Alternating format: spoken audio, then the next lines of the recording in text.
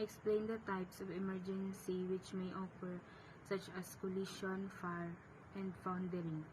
An emergency situation on the ship must be handled with confidence and calmness, for haste decisions and jumping to conclusions can make matters even worse. Efficient tackling of emergency situations can be achieved by continuous training and by practical drill on board vessels.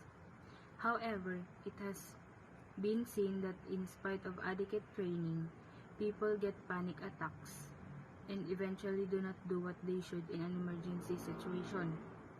As far as the seafarer is concerned, first and foremost, he or she must be aware of the different types of emergency situations that can arise on board a ship. This would help in understanding the real scenario in a better way and would lead to taking corrective actions to save life, property, and environment. Ship collision occurs, it has immeasurable consequences. Firstly, the loss of life is always an irreparable damage and something that can never be compensated for. Unfortunately, the possibilities of loss of life in such cases are very high.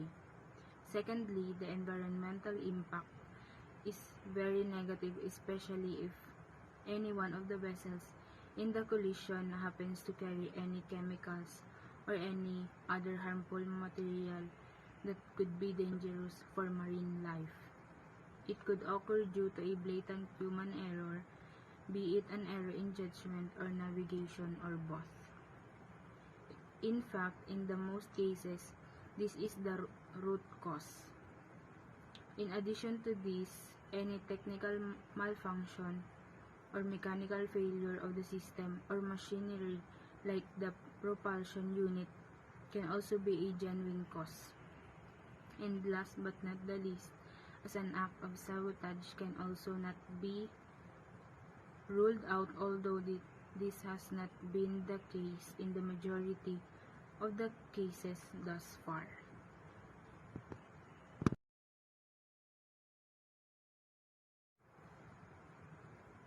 A fire on board may happen in every vessel and has to be managed not only successfully but also quickly, in order to prevent larger damages or even loss of vessel and crew, which could happen if the fire spreads.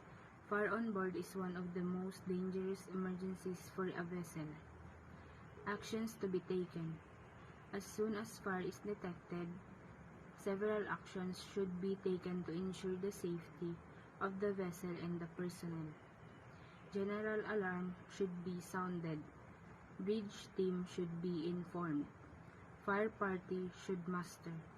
The fire should be isolated by closing ventilation system, skylights, doors, and boundary cooling.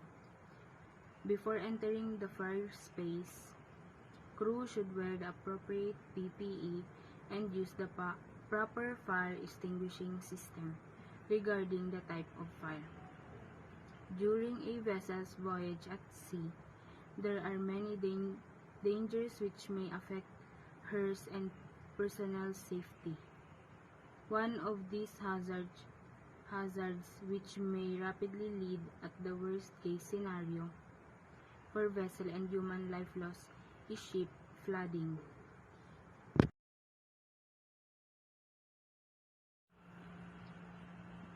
Knowledge of shipboard contingency plans for response to emergencies.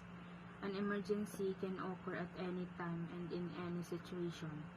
Effective action is only possible if pre-planned and practical procedures have been developed and are frequently exercised.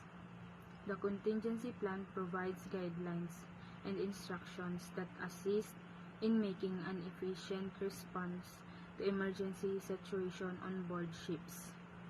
If the vessel encounters a dangerous situation that may develop into an emergency, it is extremely important that the whole crew know exactly what they should do to save their lives and minimize damage.